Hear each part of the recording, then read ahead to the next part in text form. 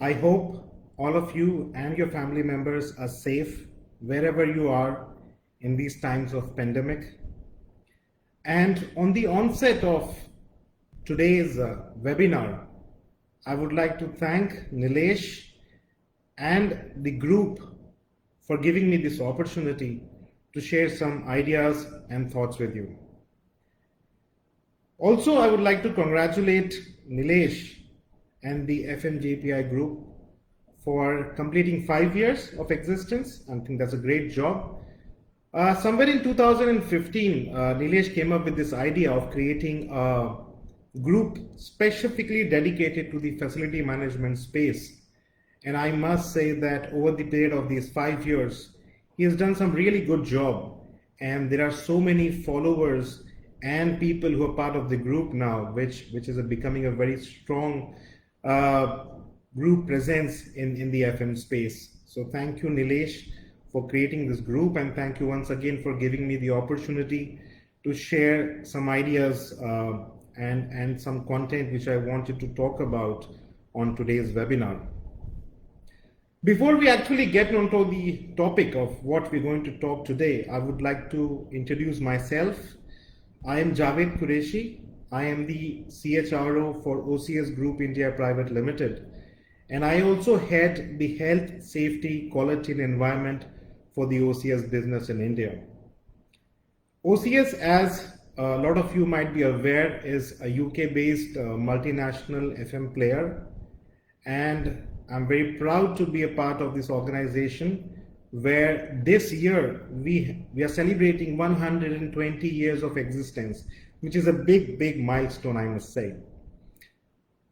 And what we're going to talk today, so I thought let's talk something which is very relevant in today's time.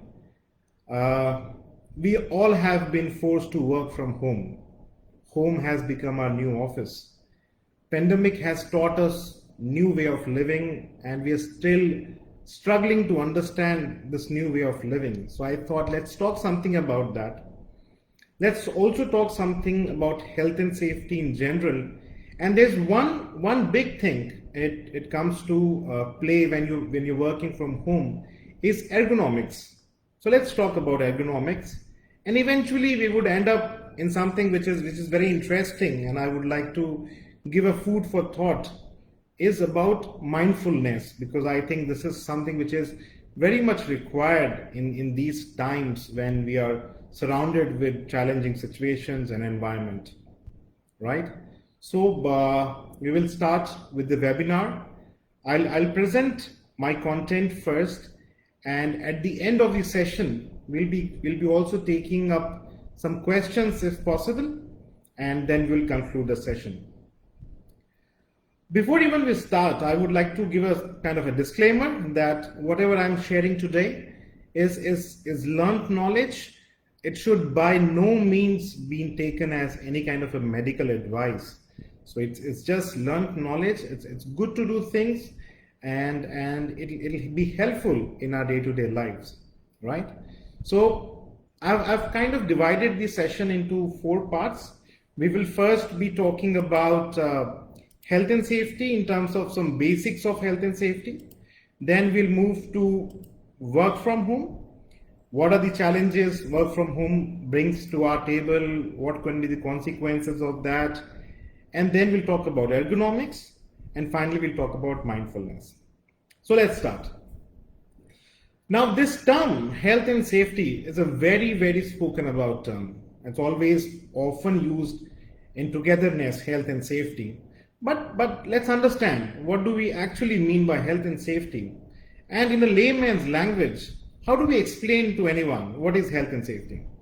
So let's break this word first, right? Let's take health separately and let's take safety separately.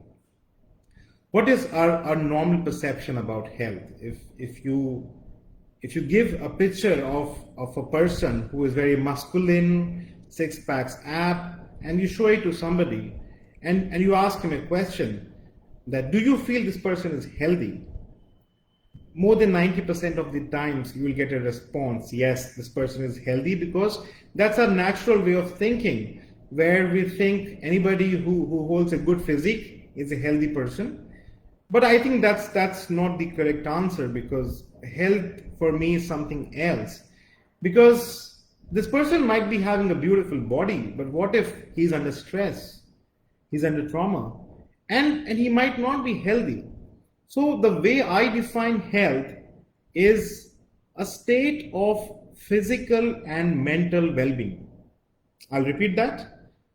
A state of physical and mental well-being. Both the components, physical and mental, are very, very important here. Because not only physically you have to be in a good state, but also mentally you have to be in a good state. And I think that's where a lot of us loses focus. We all have stressful lives. We are going through many challenges, and we do not pay attention to mental well-being. And that is why I thought we will speak about mindfulness at the end of this session, right? So this is basically health. How would you define safety for a layman? So the protection of this state of well-being from any damage is what safety is. It's very simple, right? If you have a state of physical and mental well-being, and the protection of that state is safety. So everything you do to keep yourself mentally and physically safe is safety. So that's health and safety. There are some more terms which is very often used in the stream of health and safety, and we'll pick up a couple of them so that we understand their meaning. Hazard. Hazard is one word which is again very oftenly used in the field of health and safety. And what do we mean by hazard? So again, there are so many complicated definitions of health and safety and hazard, but we'll talk very, very simple today, right? Hazard is anything that has the potential to cause harm. Anything. There are so many things around us. Anything which has the potential to cause harm would be termed as hazard, right? So let's take an example of this bottle. I have this bottle in front of me. It's a bottle full of water. Is it a hazard? Some people would say yes, some people would say no. And I think it is a hazard because it has the capacity to cause harm. I'll give an example to validate that. And the next terminology which has been used in health and safety is risk. So what is risk? Risk is basically the likelihood of the hazard coming into existence. What are the chances that the hazard would cause a damage is what risk is, right? Again, coming back to this bottle, what we have spoken about. This bottle has water in it. It has a cap, it's tied up. So it's a hazard right now, but the likelihood of this causing any damage is very, very less. Now, if I open the cap, if I open the cap of this bottle and place it on my table, now the likelihood of this hazard getting into realization is very, very high. What if the water falls and somebody slips? He would be injured, right?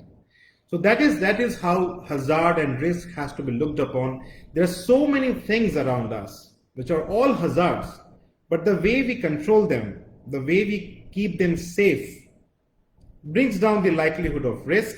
And that's how we always say that risk can never be eliminated. It can only be minimized, right? These are some of the basic concepts I wanted to bring in front of you to share about health and safety. And now we'll take up the next topic, which we're talking about, work from home, right? So work from home is very, very interesting. From an Indian context, I think it is not something we have been doing from a lot of time or from a long time. It's very, very new to us. We are still adopting ourselves to work from home environment. I have got the opportunity to travel to some of the countries across the world, and I've realized that some countries are very, very comfortable with an environment and with the culture of work from home. People are habitual, and it comes at ease with them. But that's not the case with India, right? We all are habituant of going to our workplaces, our offices, and operate out of them. But anyways, this pandemic has all brought us to home, and home is our new office.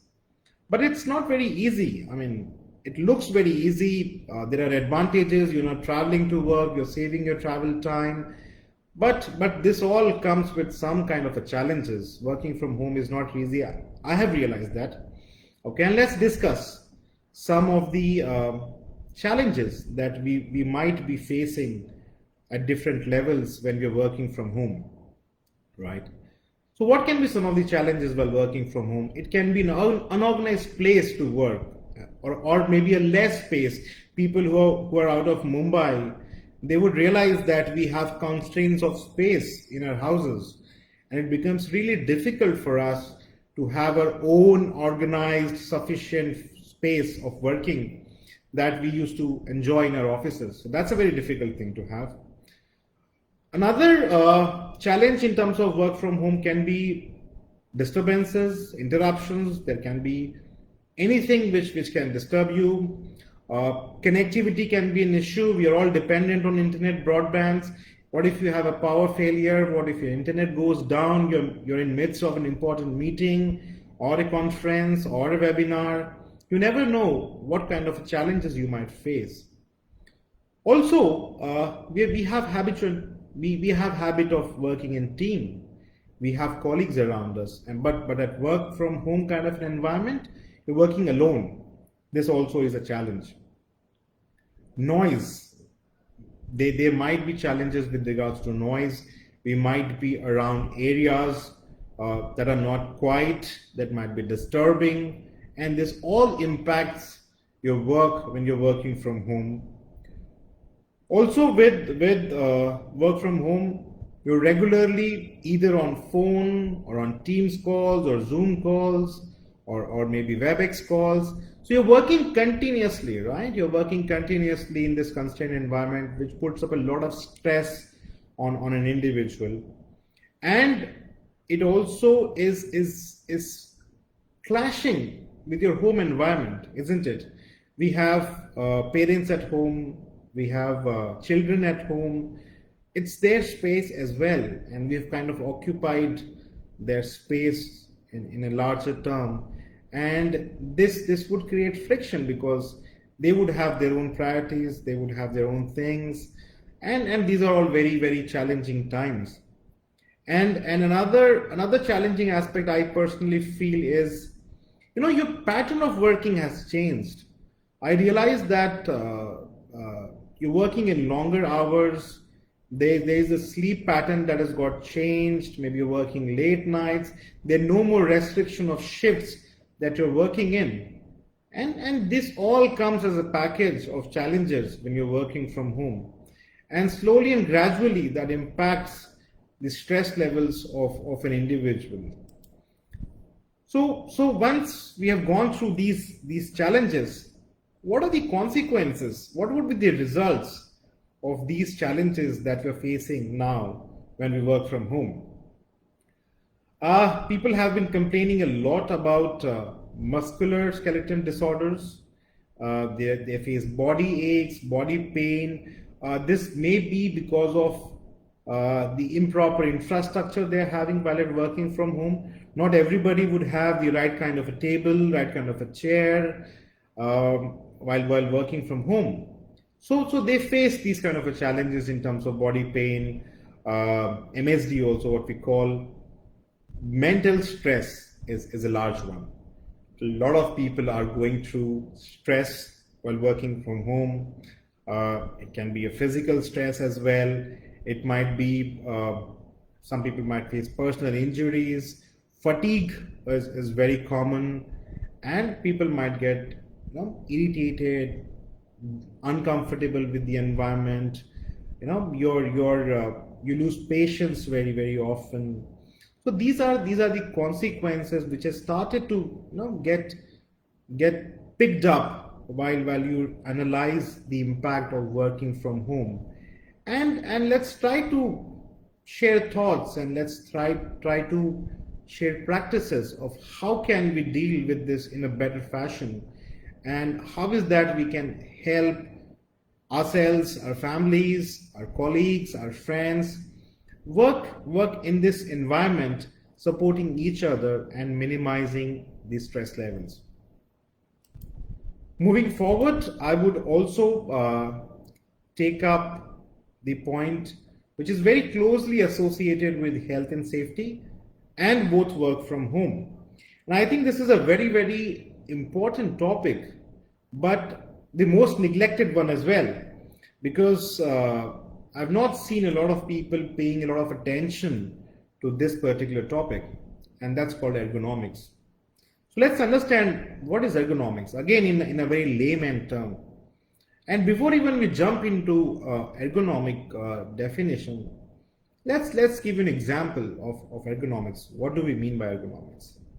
So, you realize those days, I mean, people who would have bought their first cars, and you buy your car and you sit in your car for the first time.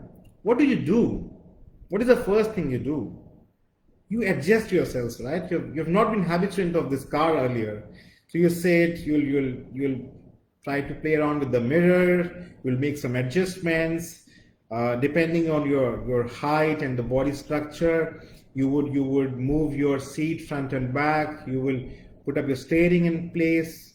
This is ergonomics. The adjustment is basically ergonomics. What you're doing right now is ergonomics. So ergonomics is basically an interaction between you and your physical environment, and how do you really arrange those things is what basically ergonomics is. Now it's an interesting thing, right? Now we will go into the health and safety thing later, but let's understand what happens when you have a bad ergonomic and you have a good ergonomic. So sometimes studies have shown that your productivity, your efficiency increases if you manage a good ergonomics, right? And again, I'll take an example here. So let's take an example of you having a work desk for yourself, and then you have various objects, okay, that you work with on your work desk. Now let's divide this workspace into 3 layers, okay? One layer which is very, very close to you, the second layer which is a bit farther, and then the last layer, okay? Now it has been proven that if you arrange things in a sequential manner, where the things you use the most should be in your near vicinity, so that you're using them very often, you're not stretching them, you're not trying to move your body postures to get hold of that particular thing. And then things you use less frequently are put further, and the things you would rarely use are being put at the last.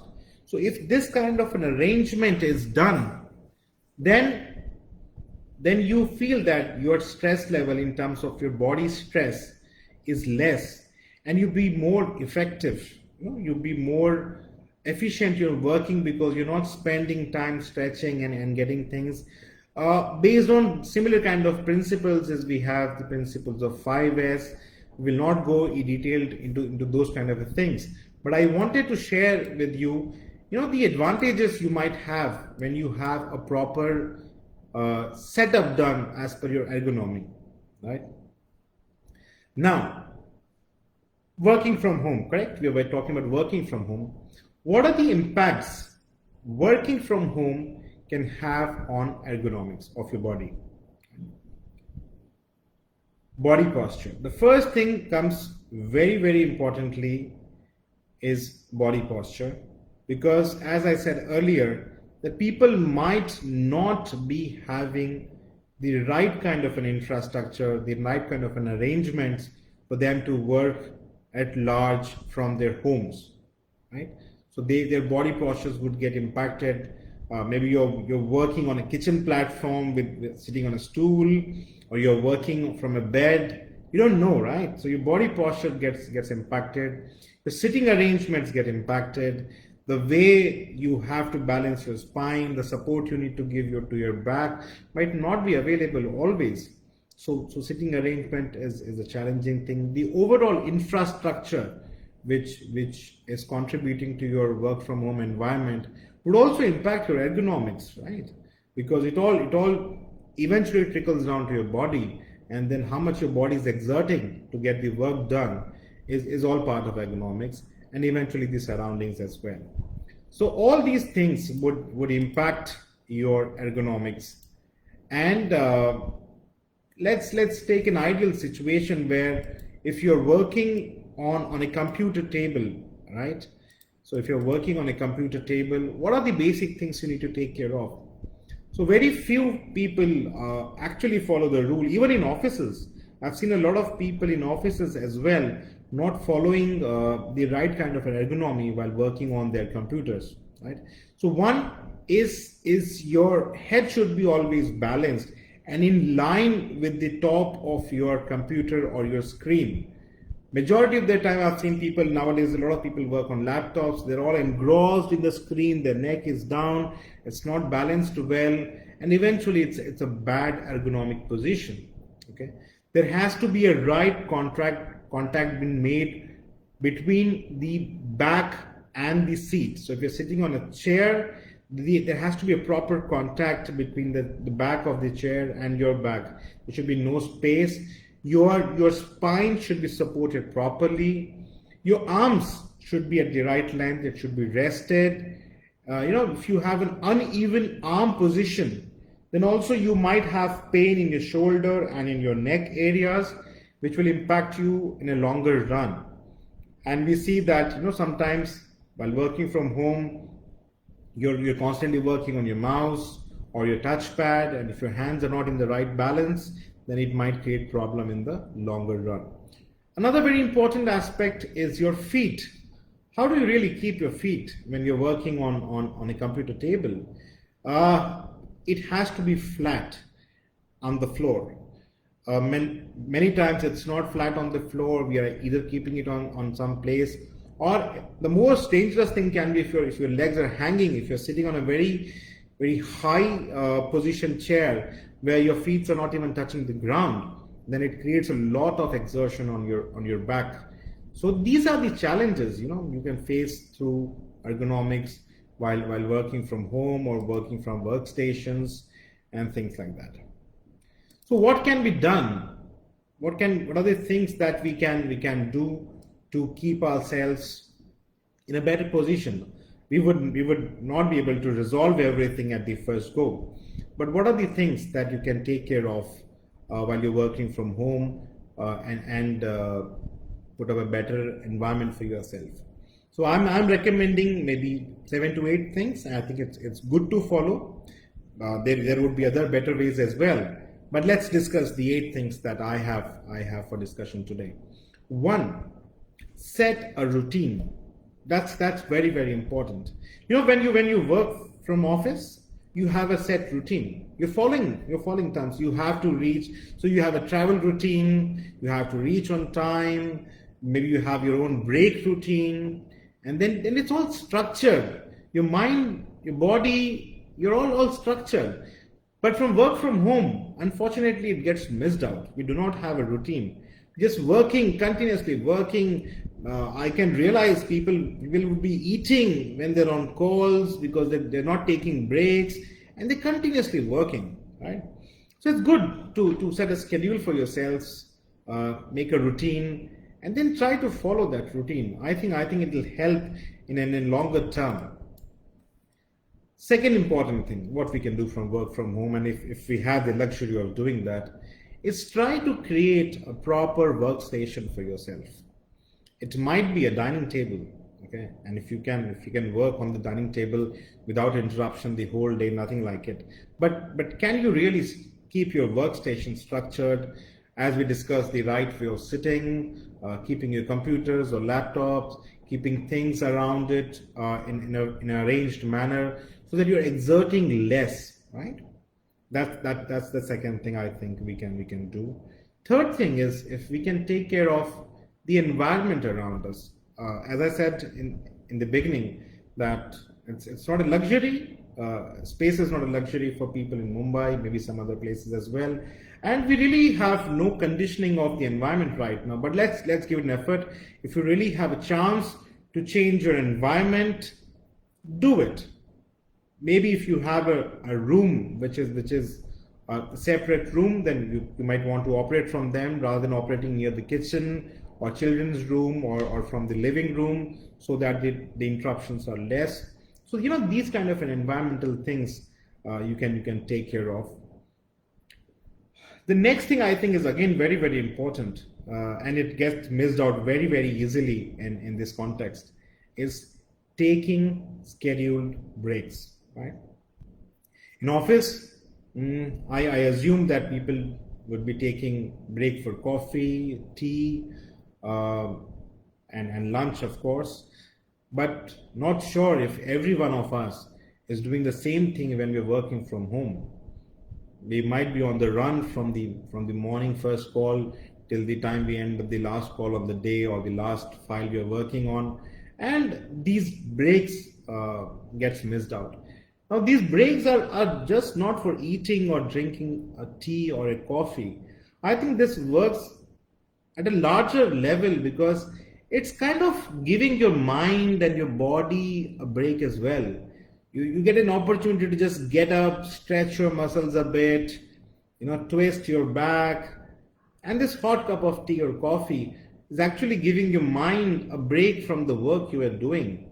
And when you take this 15 to 20 minutes of break and then you come back on your computer, you realize that you're more fresh, right? You have energy to think and restart your work from where you had left. So I think taking scheduled breaks is very, very important in the context of work from home. Also, what we can do is if we can list the kind of possible distractions we might have while working from home, and if something can be done about these distractions, that should be taken into considerations. So if you know a particular distraction and if there's something that can be done about it, that will help you concentrate more on your work, and also it will become more productive for you. You can focus more on the task you're completing. So it's a kind of an exercise that can be done in terms of listing down these distractions and trying to do something about it. Another very important aspect is fresh air. If possible, get some fresh air. It gives good oxygen to your brain, right? Get some fresh air. It makes you feel fresh. If possible, if there's a window near which you can sit, that'll really help you. It'll also help you freshen up your mood. So some small things is what we can do while we're working from home.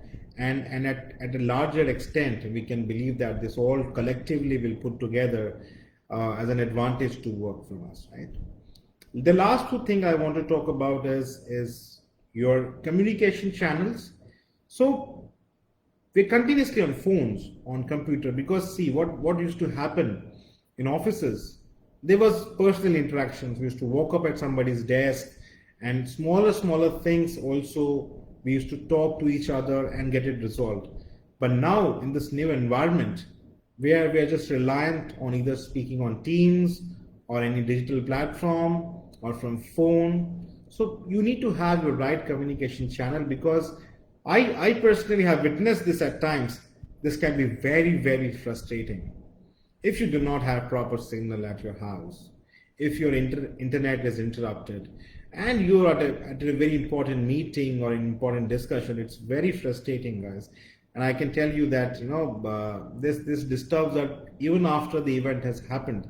So if something can be done about in terms of if you want to take up a fresh Wi-Fi connection rather than relying on your phone hotspot for an internet, or you want to do something about your connectivity, maybe get into a new company which has a good signal around your area. These things should be explored, because ultimately the connectivity plays a larger role in terms of how you would feel when you work from home. And the last thing I think, which is again very important, is food. Okay, the kind of food you eat. While I don't recommend any particular diet, but I think during the working hours, it's good to have lighter meals because that'll not make you feel sleepy. You if you're sitting near a bed or you're working from a bed and you've had a heavy lunch, there is an urge which is possible that you want to sleep or take a small nap, or you might just feel tired. So it's very important to eat the right kind of a food when you're working from home, and if possible, exercise a bit because that gets missed out in normal regime. I know a couple of people who used to be working out before COVID-19 hit us. They used to go to gym regularly, but gyms are closed now. So whatever you can do at home to keep yourself fit, please do that. And I think these things put together can make an impact for us in the longer run. So this is where I would conclude the session around work from home and ergonomics. And I realize that I have another 15 minutes, and then we take up questions. So we'll get into the last section of today's discussion, which is mindfulness. It's a very interesting. I'm personally in favor of always a positive talker about mindfulness. So let's understand what is mindfulness.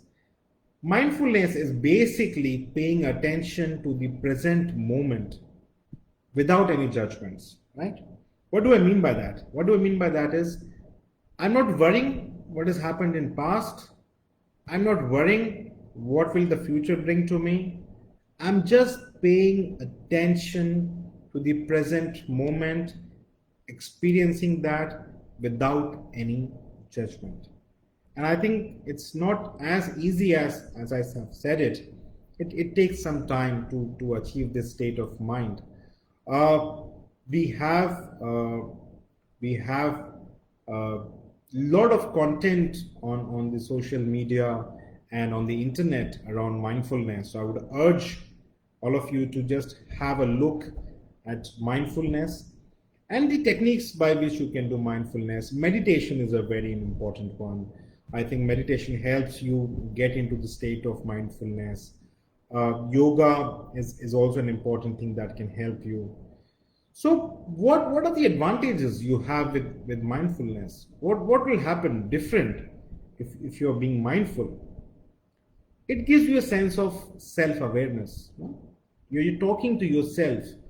You feel calm. I mean, if you really practice mindfulness, if you do meditation, you feel calm, you feel less stressed, you feel less anxious about things happening around, which is very common in the times you're living.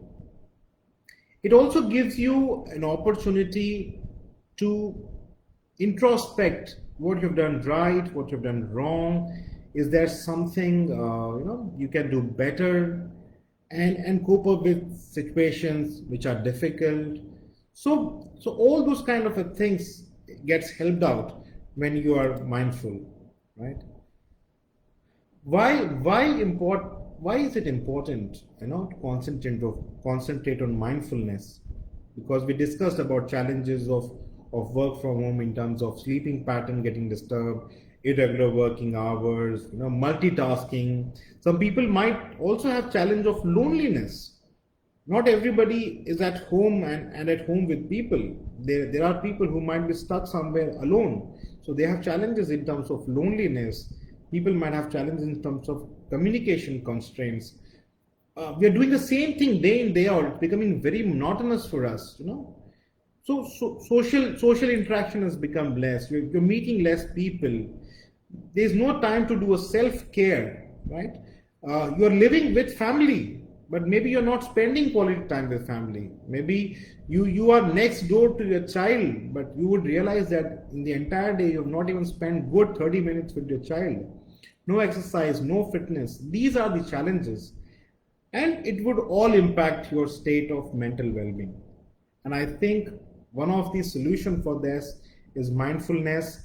If we can take a 15 to 20 minutes kind of time from our daily schedule and get mindfulness as part of our lives, practices around mindfulness as part of our life, then it can actually take care of a lot of consequences which people face in terms of stress, fatigue, procrastination, poor concentration, depression, mental instability.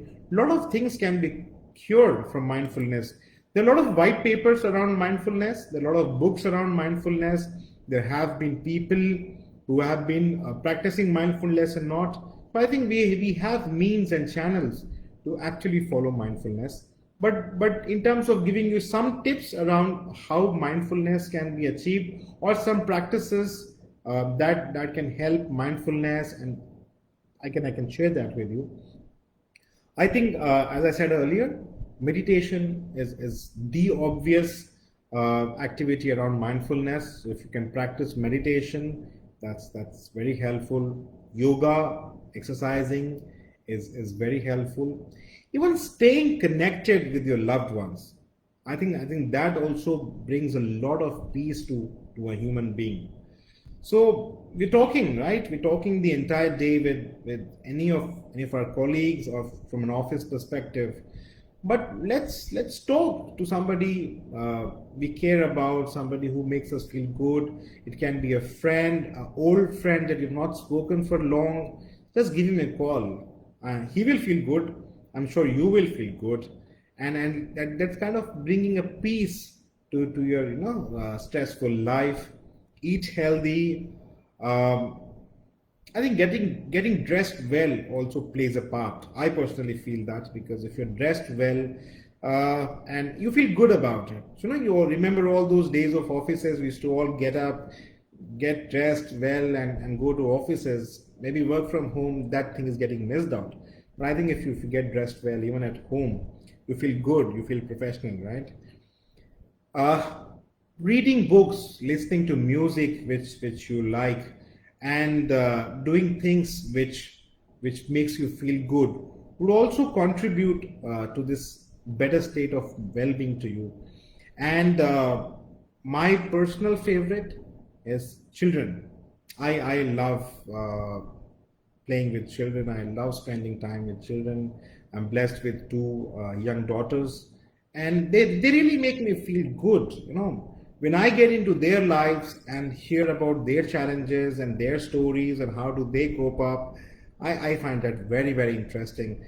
And then I find suddenly myself becoming part of their life, and then we interact, we talk, we play. And I realize that during this half an hour of interaction, playing together, it's kind of eased my pressure, it's kind of eased my stress for the entire day. And that's where the entire thing of mindfulness works. Maybe through Nilesh, I can recommend some books and some papers around mindfulness. Please feel free to go and read those things. And here is where I would like to conclude my conversation today.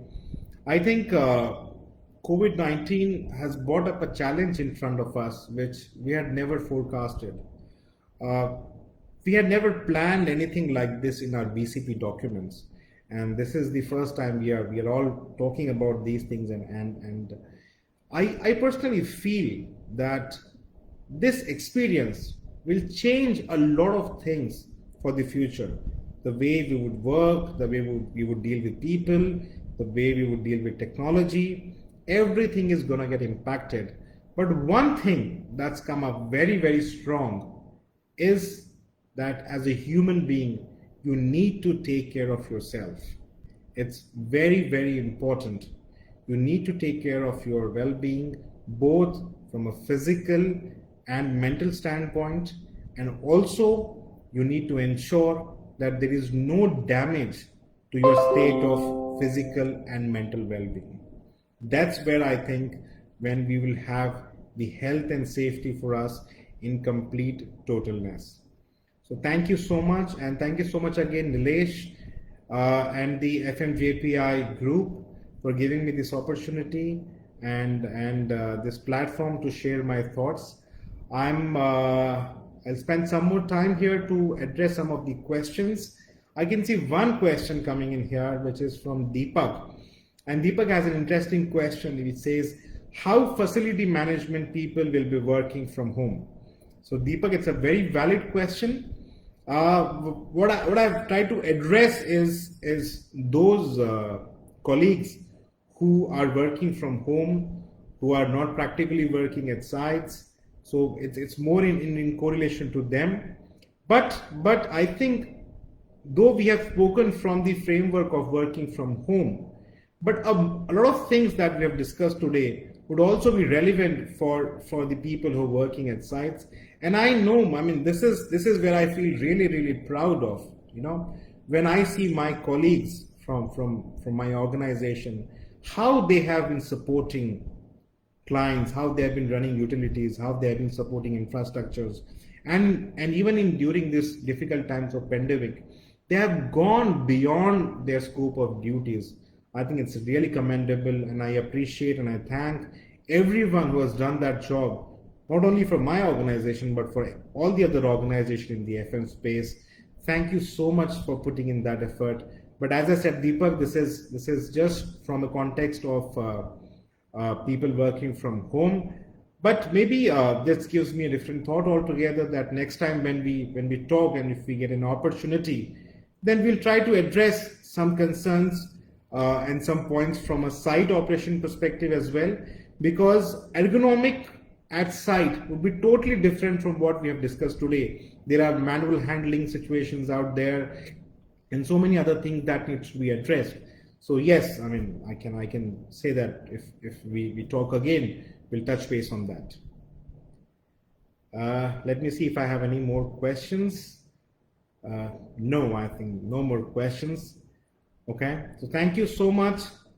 Thank you for being part of this conversations, and see you. Take care of yourself, take care of your family members, take care of people around you. Stay happy, stay blessed. Thank you.